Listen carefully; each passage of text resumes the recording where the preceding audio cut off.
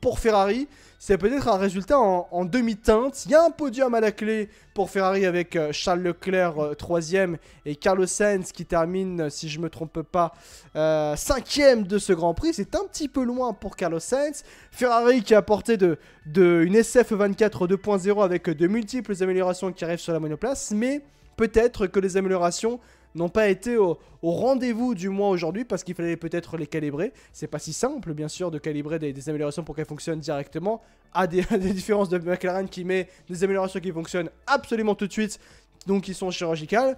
Chez Ferrari c'est peut-être un petit peu plus compliqué, mais Charles Leclerc a tout de même réussi à aller chercher un podium Baby Chum qui fait extrêmement du bien parce que c'est le premier podium forcément à Imola pour Ferrari depuis Michael Schumacher en 2006. Oui, si tu veux. Résultat en demi-teinte, si tu veux. Maintenant, il n'y avait pas non plus... C'est pas, comment dire, un Grand Prix si catastrophique que ça pour Ferrari. Ah, j'ai pas dit catastrophique, mais... En fait, toi, en vrai, moi, je m'attendais vraiment à mieux. Vraiment à mieux. T'attends à mieux, machin, tout ça. Mais tu t'attendais à mieux. Ferrari ne s'attendait pas à mieux aujourd'hui. Ferrari avait prévenu. Et Ferrari a eu des problèmes aussi dans le week-end, de ce que je lis. Qui s'attendait pas à avoir de miracle cette saison. Enfin, cette saison, n'importe quoi, ce Grand Prix. Et c'est ce qui s'est passé au final. Ce qu'a pêché, au final, dans cette course-là, c'est la dégradation des hards. On l'a bien vu que sur la fin du relais, ça a été... Piastri s'est envolé sur Carlos, et puis Norris, Leclerc a jamais revu Norris. Tu vois, c'est les trucs qui pêchent. Il y a aussi cet aspect où, notamment sur le déplacement de Pérez, parce que Pérez était un bel exemple pour les vitesses en ligne droite aussi, où j'avais le sentiment, c'est pas un sentiment, c'est plus un fait que Ferrari aussi est un peu perdu en VMAX. En tout cas, sur ce Grand Prix, il n'était pas ouf en termes de VMAX. C'est que même si Leclerc avait continué à rester derrière Norris, il l'aurait peut-être même pas dépassé en fait jusqu'à la fin de la course, tu vois. Donc c'est pas si catastrophique que ça, c'est pas non plus une grande déception. 3-5, c'est toujours à prendre. C'est un gros package qui vient d'arriver, qui va demander peut-être, comme je l'avais dit tout à l'heure, des 2-3 courses peut-être d'optimisation. Mais ça viendra. Ça viendra. En fait, il y a la déception parce que forcément les dernières courses, tu te disais, c'était plus performant que ça. Ok, je suis d'accord. Oui, il y a l'aspect où McLaren aussi a mieux bossé, leur stratégie était meilleure, leur dégradation était meilleure. Et à un moment, ça va venir, ça va venir. Il y avait juste pas de miracle en fait à attendre, c'était prévu, c'était comme ça. Donc la course, ça s'est passé, P3 c'est déjà très bien. Et next, quoi, tout simplement. Mais c'est pas une grande déception.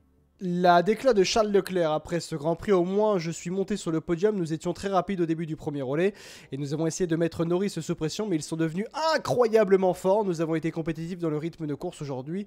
Je suis plus confiant qu'hier car je ne savais pas d'où venait le temps perdu dans le premier secteur. En regardant les données, il y a quelque chose que Red Bull et McLaren font bizarrement en termes de stratégie moteur et cela signifie que dans les lignes droites, nous perdons tout le temps par rapport aux autres. Ensuite dans les virages, nous sommes soit aussi rapides qu'eux, soit encore plus rapides. Il faut donc se pencher sur cette question. Une fois que nous aurons résolu ce problème, nous serons tranquilles car nous serons présents en course. Nous devons régler la question des qualifications. Ce qui s'est passé hier est maintenant très clair pour nous. Je pense que nous serons en mesure de bien juger les mises à jour que nous avons apportées ici à Monaco. Ici donc à Monaco, en raison du type de piste. Le Canada viendra ensuite et je l'espère, nous comprendrons mieux les améliorations apportées à la voiture. À Monaco, nous allons certainement essayer de gagner, mais je voulais gagner ici. Nous devons avoir la mentalité de vouloir gagner sur tous les circuits. À Monaco, tout est possible. Le circuit est très spécifique et le pilote peut faire la différence. Nous irons là-bas avec la victoire en tête. Différence de discours d'ailleurs entre Charles Leclerc et Carlos Sainz. Carlos Sainz disait qu'il cherchait non pas la victoire ici, mais le podium. Leclerc dit ici qu'il voulait chercher la victoire. Notamment aussi, c'est assez intéressant de noter ça. La déclat maintenant de Fred Vasseur que j'ai cru avoir ici. Elle est là, la déclat de tonton Fred Vasseur. Elle est là, je vous la lis. Elle est plutôt intéressante cette déclat de Fred Vasseur. L'ordre de la grille sera différent d'un circuit à l'autre car elle dépendra des réglages et des caractéristiques des voitures. Nous irons à Monte-Carlo et au Canada sur deux circuits totalement différents et cela générera des classements différents. C'est une bonne chose pour le spectacle et pour la Formule 1. Je ne veux pas fixer de nouveaux objectifs pour la saison, je veux juste faire un meilleur travail que ce week-end afin que nous puissions progresser pas à pas et prendre la bonne direction. Nous avons des sentiments mitigés car aujourd'hui je pense qu'il était impossible de faire mieux que ce que nous avons fait. Il était très difficile de dépasser. Lorsque nous avons poussé, nous avons aussi réussi à nous rapprocher. Mais ensuite nous avons surchauffé les pneus et il n'y avait pas assez de différence pour dépasser. Hier nous aurions pu faire un meilleur travail en qualif. Partir en tête aurait été une autre histoire. Mais maintenant concentrons-nous sur Monaco. Nous repartons de 0 la semaine prochaine. Et il ajoute pour terminer, ce qui est bon pour la F1 c'est qu'il y avait 3 équipes dans les 6 secondes après 60 tours, ce qui signifie qu'il y a moins d'un dixième de seconde d'écart entre les 3 voitures. C'était le cas hier et c'était très bon pour l'avenir du championnat. Nous sommes dans le rythme et nous nous battons avec eux. Nous devons encore faire un pas en avant, c'est sûr, mais chaque week-end est différent. Et j'espère que le résultat sera différent à Monaco et à Monte Carlo. C'est vrai que l'analyse de Vasseur est très intéressante. Après 60 tours, il y a quand même 3 équipes qui étaient en moins de 6 secondes. Hein. Ouais, ça c'est cool. C'est fou, hein. Et ça c'est cool. Ça fait longtemps, tu vois. Ouais. Et comme il le dit, faut bosser. Chaque course est différente en fait. Comme j'avais dit tout à l'heure, Red Bull va avoir ses forces à certains endroits, McLaren va encore avoir des forces à certains endroits, et peut-être que Ferrari aussi aura ses forces à certains grands prix. Ouais. Et le fait d'avoir 3 écuries qui sont comme ça si proches les unes des autres, bah, ça donne aussi des résultats indécis. Et des positions de départ aussi indécises, donc c'est bénéfique, et c'est aussi bénéfique pour les écuries. Ouais. Parce que Ferrari ne doit absolument pas lâcher les efforts qui sont déployés pour justement aller battre Red Bull. McLaren doit continuer dans cette lancée, et Red Bull doit aussi développer et comprendre du mieux possible cette monoplace pour rester le plus performant possible. C'est génial. Ouais. En fait, les 3 équipes se poussent entre elles, donc c'est bénéfique pour tout le monde. Et justement, par rapport à cette C24 2.0, ne pas oublier que, je réinsiste là-dessus, hein, mais Ferrari veut calibrer réellement bien ses améliorations, et ce tracé de Imola n'a pas réussi à bien aider Ferrari pour calibrer ces améliorations-là. Encore une fois, c'est la faute de Ferrari, hein, parce que McLaren réussissent à faire ça facilement, hein. Pas facilement, mais à leur manière, ils réussissent à bien optimiser tout ça. Mais j'ai plus envie de dire que c'est un manque d'optimisation, je pense, que du côté de chez Ferrari. Ah, du setup, bien sûr. Oui. Bien sûr.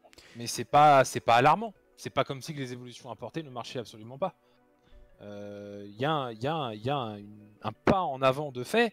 C'est juste que forcément, certaines évolutions chez certaines écuries vont apporter plus ou moins de dixièmes que dans une autre.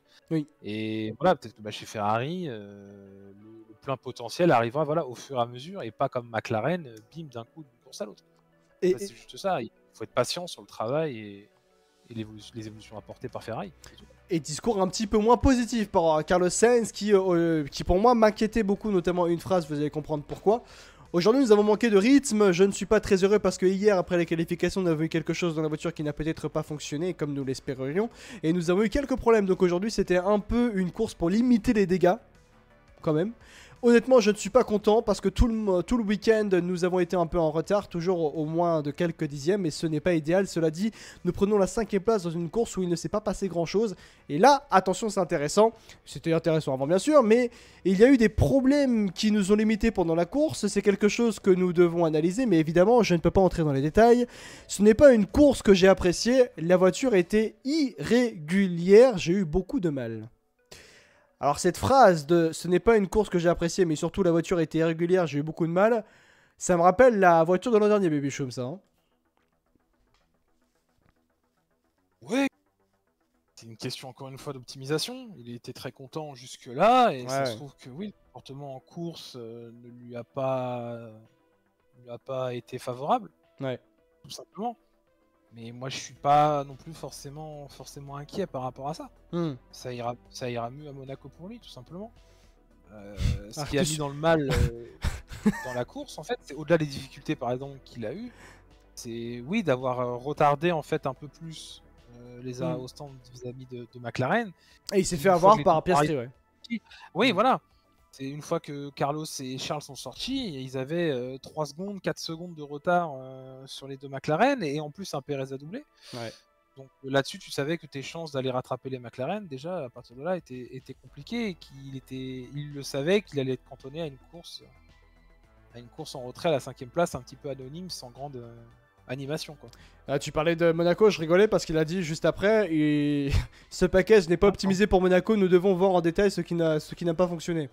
Vraiment, Sainz, il est pas content hein, après ce Grand Prix. Hein, bon, après, c'est peut-être aussi à chaud après le Grand Prix, forcément, hein, la difficulté la déception de terminer 5ème dans un Grand Prix où Leclerc estimait qu'il pouvait gagner, par exemple. Donc, mais après, je crois qu'en termes de rythme de course, je vais aller regarder ça. Le rythme de course de... il n'y a pas le rythme de course de Sainz, malheureusement. Mais après, en termes de rythme de course par rapport à McLaren en cumulé, avec Leclerc, on est en moyenne en 1,20 959, quand McLaren est en 1,20 856. Il y a à peu près un dixième d'écart entre McLaren et Ferrari, ce qui est extrêmement peu, et ce qui évoque justement qu'on peut voir des belles choses pour la suite de cette saison, notamment même avec Carlos Sainz, qui est très bon depuis le début de la saison. Peut-être que là, mais c'est ça, après, l'enchaînement Miami-Imola n'a pas été bien optimiste pour Sainz. Bah, ça n'a pas été optimisé pour lui, mais Ouais. encore une fois, ça arrive. Oui. Tu sais, là, oui, forcément, lui a fait que se plaindre sur cette course-là, parce que bah oui, tu finis P5, tu finis loin. Selon ton ressenti, forcément, tu estimes que c'était pas forcément les réglages opti. À côté de ça, Leclerc s'en est plutôt bien sorti. Voilà, il a fait partie des plus rapides. Donc là-dessus, Leclerc a eu moins de problèmes. Ouais. Oui, il y a encore des lacunes avec cette voiture. Je pense que aussi le Charles en est conscient, qu'il y a encore beaucoup de boulot à faire. Ouais. Mais il a été mis moins en difficulté, tout simplement. Et peut-être qu'au Canada, ce sera l'inverse. Peut-être qu'au Canada, ce sera Sainz qui sera devant Charles. Ouais. Et il aura un discours, tu vois. Bien sûr. C'est comme ça, une course après l'autre. Quand tu as une voiture comme celle-ci qui est déjà bien née, qui demande à être optimisée, et que bah, tu as peut-être un petit coup d'arrêt parce qu'il faut la comprendre, la développer et comment dire ça, la régler en fonction de ton style de pilotage, et que ça se marche pas sur un week-end, oui, t'es frustré, comme Carlos l'est. Ouais. Ça ira mieux après. J'imagine. Il nous a pondu une victoire, il nous a pondu des grosses perfs en ayant une course de moins. Bon, j'aurais été un peu plus tempéré en fait, je pense, après la course. Que Carlos. Ses déclarations. Voilà. Oui, sachant aussi que Carlos Sainz il doit penser aussi à d'autres choses aussi. On rappelle Carlos Sainz, il doit penser à son écurie l'année prochaine qu'il n'a pas encore choisi, semblerait-il. Ça ajoute aussi des choses à penser pour Carlos Sainz. J'allais poser une question qui était notée dans mon fil. Est-ce que Ferrari est-elle en train de prendre du retard par rapport à McLaren et Red Bull? Red Bull, non, mais en particulier McLaren qui a dépassé à certains moments Ferrari ou plutôt Lando Norris. Là-dessus, toi. Non, pourquoi je dis ça? Parce qu'en fait, je rebondis par rapport à la déclaration de Carlos Sainz qui a dit que nous avons été un peu en retard, toujours au moins de quelques dixièmes sur l'ensemble du week-end. Voilà pourquoi je dis ça. Oui, sur l'ensemble du week-end qui était en fait prévisible. En soi, c'est pour ça que lui est déçu en fait d'être autant en retard. Ouais. Alors que Ferrari, en fait, c'était pas une surprise. On le savait. L'écurie le savait que ça allait pas être un week-end facile en soi. Et oui, ça n'a pas été facile. Donc là-dessus, il n'y a aucune en fait réelle déception en tant que pilote à avoir. Tout simplement. Ouais. Si après il dit que Monaco c'est pareil, bon bah c'est sûr que oui, il passera sans doute une course anonyme à Monaco dans ce cas-là. Oh oui. Et là, moi j'y peux rien.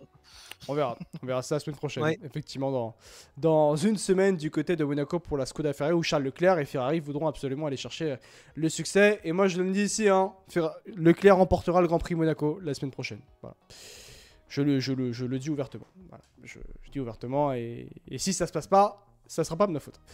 Allez, tu verras. Pour moi, Charles peut gagner Monaco, dit Dodo du 69 dans le chat. Oui, on verra ça. En tout cas, voilà pour le débrief autour de la Scuderia Ferrari, les amis.